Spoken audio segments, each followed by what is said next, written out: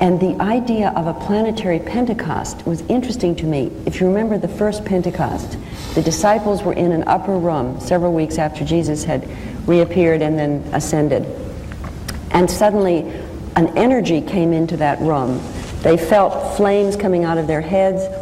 And the miracle was that everybody heard these simple men speak in their own language. It was as though the inner voice, which is in each of us, started to speak in the language of each person.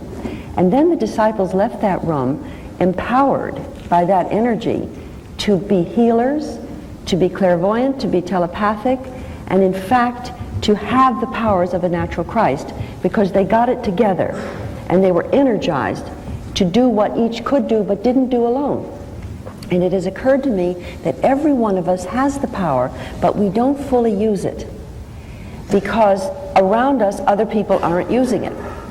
And in a planetary Pentecost, it would be an experience in which each person who already had the feeling of oneness and some feeling of God would connect, like in that upper room of consciousness, and maybe the energy of the Holy Spirit would be evoked together, and it would trigger in each of us, in Chinese, in Russian, in Japanese, and English, the same words.